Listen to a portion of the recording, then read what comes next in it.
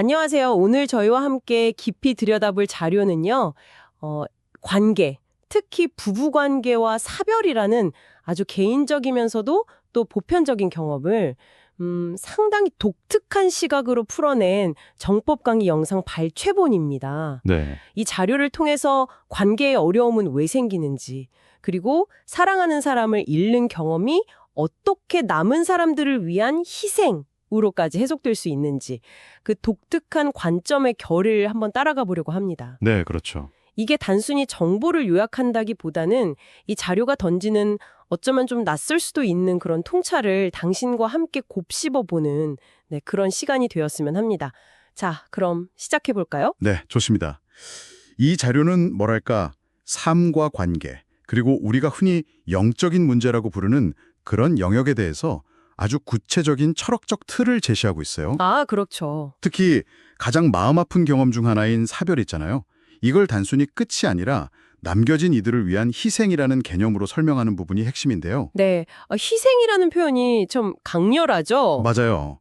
이런 관점이 어떤 논리 구조를 가지고 있는지, 그리고 이게 오늘을 살아가는 우리의 삶과 어떤 식으로 연결될 수 있을지 한번 차근차근 그 의미를 탐색해 보겠습니다. 좋습니다. 그럼 먼저 부부 관계 이야기부터 시작해 보죠. 이 자료에서는 부부 관계를 하나의 긴 여정처럼 묘사하더라고요. 네, 젊은 시절에 만나서 함께 노력하며 성장하고 이상적으로는 50대가 되면 서로에게 아주 편안한 친구 같은 존재가 된다. 이런 이야기인데요. 라는 이념이라는 게요. 거창한 정치 사상 이런 거라기보다는 그냥 각자가 삶에서 가장 중요하게 생각하는 어떤 방향성이나 가치, 이걸 의미하는 것 같아요. 아, 방향성이나 가치. 네. 예를 들면 한쪽은 가족과 함께 소박하지만 즐겁게 사는 것, 이게 최고의 가치인데 다른 한쪽은 뭐랄까, 바깥에서의 성공이라든지 아니면 다른 관계에 더 마음이 가 있다든지 이러면 이 둘의 이념은 다르다. 이렇게 보는 거죠. 네네. 이 자료의 관점에 따르면 이렇게 50대가 되어서 서로의 핵심 이념이 더 이상 같지 않다는 게 분명해지면 자연의 법칙, 그러니까 법에 따라서 그 관계는 자연스럽게 정리될 수밖에 없다 이렇게 설명을 해요. 자연의 법칙이요? 네, 마치 자연의 섭리처럼 더 이상 함께 갈 수 없는 길이라면 분리되는 것이 순리다. 이런 해석인 거죠. 그러니까 50대라는 시점이 서로의 삶의 방향성을 좀 확인하게 되고 만약 그 방향이 너무 다르다면 자연스럽게 각자의 길을 가게 될 수도 있다. 이런 말씀이시군요. 네, 그런 맥락으로 이해할 수 있습니다. 근데 흥미로운 점은 이런 이별이나 관계의 어려움을 단순히 실패로만 딱 규정하지 않는다는 점인 것 같아요. 이걸 공부라고 표현하던데요. 맞아요. 바로 그 부분, 그게 이 자료의 독특한 시각 중 하나죠. 관계에서 겪는 어려움이나 심지어 파고까지도 더 큰 배움과 성장을 위한 공부의 과정이다. 이렇게 해석을 하거든요. 공부. 네, 단순히 아이고 내가 뭘 잘못했나 하는 그런 개인적인 자책이나 실패감, 여기에 머무는 게 아니고요. 그 경험 자체가 나뿐만 아니라 어쩌면 다음 세대를 위한 아주 귀중한 데이터가 된다는 그런 관점이죠. 아, 여기서 또 흥미로운 지점은 이 공부가 단지 개인적인 성찰에만 그치는 게 아니라는 거예요. 그 말씀은 개인의 경험이 뭔가 더 큰 그림하고 연결된다 이런 의미인가요? 예를 들면 우리 세대가 겪는 많은 가정 문제들이 다음 세대가 좀 더 나은 관계를 맺도록 돕는 일종의 집단 학습 과정이다. 이런 식으로요? 정확합니다. 바로 그거예요. 이 자료는 현 세대가 겪는 수많은 시행착오들, 또 관계의 실패들이 마치 하나의 거대한 연구 프로젝트처럼 작용한다고 봐요. 연구 프로젝트요? 네, 우리 세대의 다양한 경험들, 심지어는 아주 고통스러운 실패 사례들 속에서 도대체 무엇이 잘못되었고 또 무엇이 진정으로 올바른 관계의 법칙인지를 찾아내야 한다는 거죠. 그래서 후손들에게는 그 진짜 바른 법을 물려줘야 한다. 아하. 그렇게 함으로써 다음 세대는 우리랑 같은 실수를 반복하지 않고 더 건강한 관계를 맺을 수 있도록 길을 닦아주는 역할. 그게 바로 지금 우리 세대 어른들의 중요한 임무다. 이렇게 강조합니다. 와, 개인적인 아픔이 인류 전체의 성장을 위한 밑거름이 될 수도 있다. 상당히 거시적인 시각이네요. 그렇죠. 개인의 실패를 사회 전체의 자산으로 본다는 관점이니까 정말 발상의 전환이죠. 네. 자, 그럼 이제 이 자료의 가장 핵심적인 주장이라고 할 수 있는 사별에 대한 이야기로 넘어가 보겠습니다. 배우자나 자녀를 먼저 떠나보내는 그 경험을 그냥 인연의 끝으로 보는 게 아니라 남은 사람들을 위한 희생이다. 이렇게 해석하는 부분이요. 이게 구체적으로 어떤 의미인가요? 왜 희생이라는 단어를 쓰는 걸까요? 네, 맞아요. 이 부분이 가장 좀 파격적이면서도 또 많은 생각을 하게 만드는 지점인데요. 자료의 설명에 따르면 먼저 세상을 떠난 사람, 예를 들어서 부인이 남편보다 먼저 사망했다고 치면 그 죽음은 단순히 생명의 끝이 아니라 살아남은 남편을 위한 일종의 희생이라는 겁니다. 희생이다. 네, 여기서 희생이란 건 남은 사람이 그 죽음을 계기로 뭐랄까 정신을 번쩍 차리고 기존의 삶의 방식이나 생각의 틀, 즉 패러다임을 근본적으로 바꾸도록 촉구하는 아주 강력한 메시지다. 이런 의미를 내포하고 있는 거죠. 아, 그러니까 죽음 자체가 목적이라기보다는 남은 사람의 변화를 이끌어내기 위한 어떤 수단이나 계기로서의 희생이다. 이런 말씀이시군요. 네, 맞습니다. 그럼 그 희생이 헛되지 않으려면 남은 사람은 어떻게 해야 한다는 건가요? 바로 그 지점이 중요합니다. 이 자료는 그 희생의 가치 혹은 보람, 여기서는 값어치, 값을 하다라는 표현을 쓰는데요.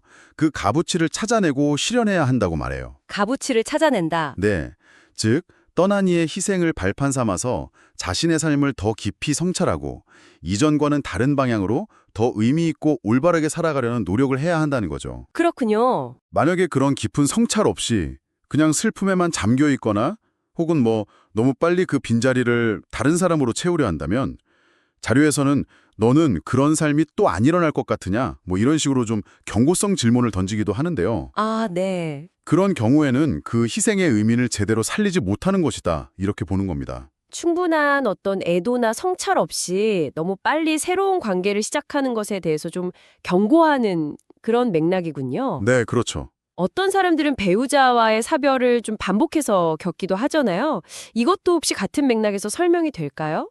자료에서 남편 잡아먹는 년 이런 속설 같은 걸 언급하면서 설명하는 부분도 있었던 것 같은데. 네, 맞아요. 그런 반복적인 사별 경험 역시 그 사람에게 주어진 특별한 공부라고 해석을 합니다. 아, 그것도 공부군요. 네. 속설처럼 단순히 운이 나쁘다, 팔자가 세다 이렇게 치부하는 게 아니고요.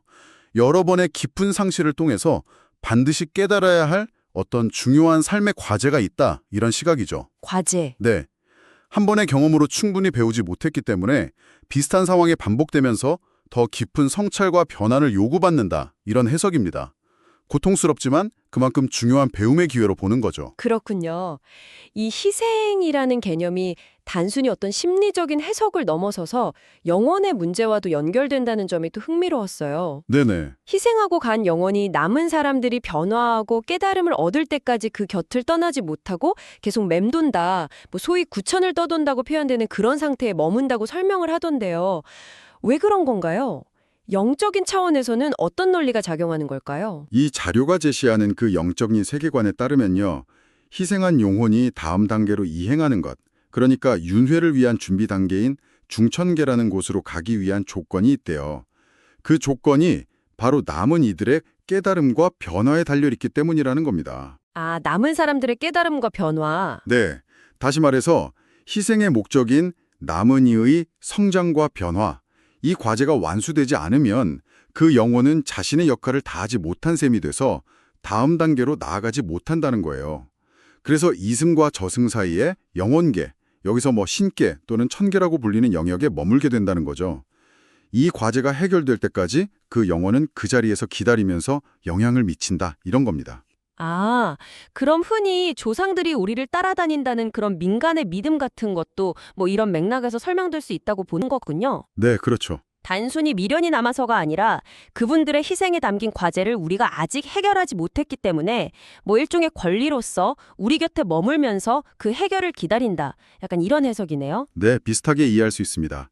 그 영혼이 평안을 찾고 다음 단계로 가려면 남은 사람들은 구체적으로 무엇을 통해서 그 희생의 보람, 즉 값어치를 찾아야 하는 걸까요? 바로 그 부분인데요. 네, 그 영혼이 다음 단계, 그러니까 중천계로 나아가려면 공덕이라는 게 필요하다고 설명을 해요. 공덕이요? 네, 그런데 이 공덕은 남은 이들이 제사를 잘 지내거나 기도를 많이 해서 쌓이는 게 아니고요. 바로 그 희생의 의미를 깨닫고 자신의 삶을 올바르게 변화시키는 노력, 그 자체를 통해서 쌓인다고 보는 거예요. 노력 자체? 네, 남은 가족이나 후손들이 그 희생 덕분에 더 나은 삶을 살아가게 될 때 비로소 그 희생이 값진 것이 되고 그것이 바로 영혼의 공덕으로 전환돼서 다음 세계로 나아갈 수 있게 된다. 이런 원리입니다. 결국 핵심은 남은 사람들의 실제적인 삶의 변화와 노력에 있다는 거죠. 그렇군요. 그러니까 영혼의 문제를 해결하는 열쇠가 결국은 살아있는 사람들의 노력과 깨달음에 있다? 이런 말씀이네요. 맞습니다. 이 지점에서 또 하나 흥미로운 주장이 나오잖아요. 과거에 우리가 조상이나 영혼을 위해서 해왔던 여러 전통적인 방식들 있지 않습니까?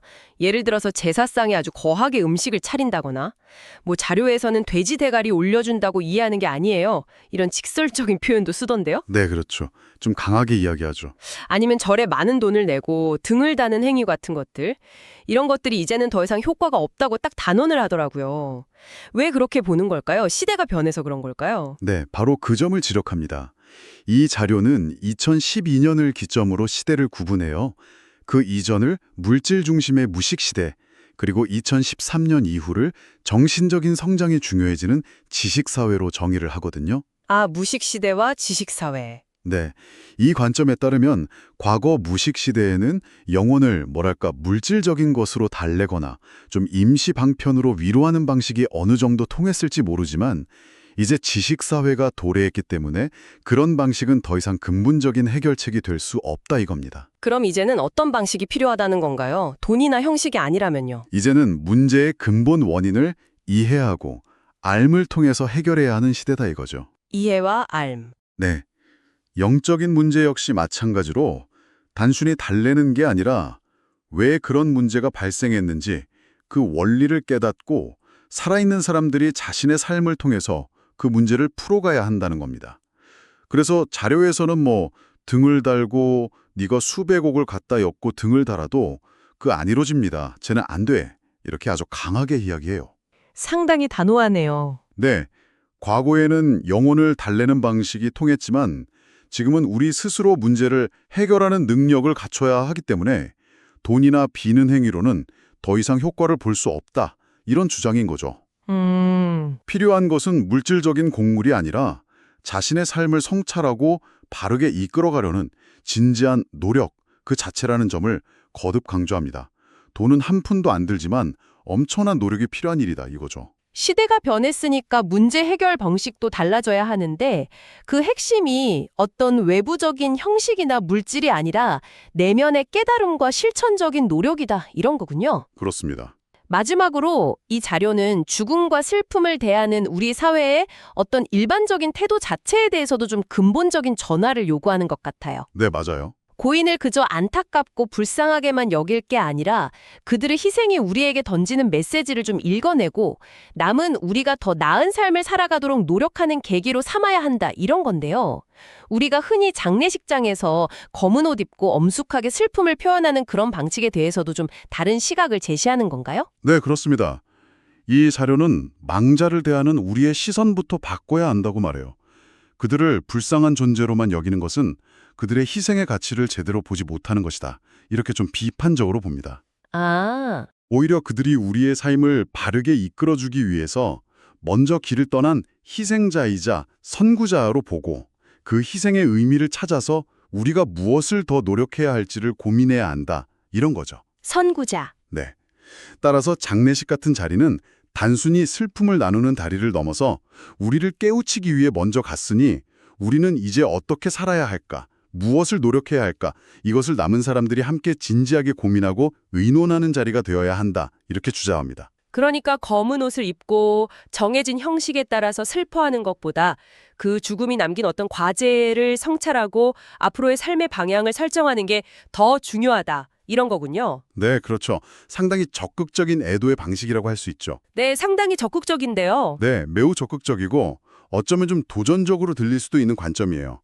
슬픔에 잠겨 있거나 형식적인 애도에만 머무는 것은 고인의 희생을 값지게 만들지 못한다고 보는 거죠. 오히려 남은 사람들이 그 희생을 계기로 삶의 변화를 이뤄내고 더 나은 방향으로 나아가는 그 노력을 보일 때 비로소 그 희생이 보람을 찾게 된다는 겁니다. 노력이 중요하군요. 네, 심지어 그렇게 하지 못하면, 즉 희생의 의미를 깨닫고 노력하지 않으면 오히려 남은 사람들에게도 좋지 않은 일이 생길 수 있다는 경고, 아니면 그런 데 갔다가 너도 안 좋은 꼴 당해요? 경고까지 덧붙입니다. 아, 그런 경고까지. 네, 죽음을 끝이나 단절로 보는 것이 아니라 삶의 근본적인 전환과 성장을 촉구하는 아주 강력한 메시지로 받아들여야 한다는 매우 능동적인 자세를 요구하는 관점이라고 할 수 있겠습니다. 이 정법 강의의 독특한 관점을 깊이 있게 탐구해 보았습니다. 네. 관계의 어려움이나 상실의 고통을 그냥 개인적인 불행으로만 보지 않고 어떤 세대적인 학습과 영적인 성장 과제로 연결시키는 이 시각이 당신에게는 어떤 울림을 주었나요? 아마 기존의 통념과는 상당히 다른 해석이라서 받아들이기 조금 생소하거나 어렵게 느껴지셨을 수도 있겠습니다. 네, 그럴 수 있죠. 특히 영적인 문제의 해결책으로서 과거의 어떤 의례나 물질적인 공양에서 벗어나서 현재를 살아가는 우리 자신의 이해와 노력, 즉 내면의 변화와 실천을 핵심으로 삼아야 한다는 주장은 정말 많은 점을 시사하는 것 같습니다. 그렇죠. 마지막으로 이 자료의 관점에서 당신께 한 가지 질문을 던져보고 싶습니다. 이 자료는 떠나간 이의 희생에 담긴 보람이나 교훈을 찾는 것이 남은 이들의 중요한 과제라고 말하잖아요. 네. 꼭 이 자료가 제시하는 틀이 아니더라도 괜찮습니다. 당신의 삶에서 마주했던 어려운 전환점이나 깊은 상실의 경험 속에서 혹시 미처 발견하지 못했던 어떤 숨겨진 의미나 배움은 없었을까요? 아, 그 경험을 통해서 당신이 얻을 수 있었던 혹은 앞으로 얻어야 할 교훈이나 성장의 기회는 무엇이었을지 성찰해보는 것이 앞으로의 삶을 살아가는데 어떤 새로운 관점이나 힘을 줄 수 있을지 한번 생각해 보시는 건 어떨까요? 네. 남겨진 이들의 성찰과 노력이 중요하다는 이 시각, 한 번쯤 진지하게 고민해 볼 가치가 있지 않을까 싶습니다. 네, 오늘 이 깊이 있는 탐구에 귀 기울여 주셔서 감사합니다. 당신의 생각과 성찰에 작은 영감이나마 되었기를 바랍니다.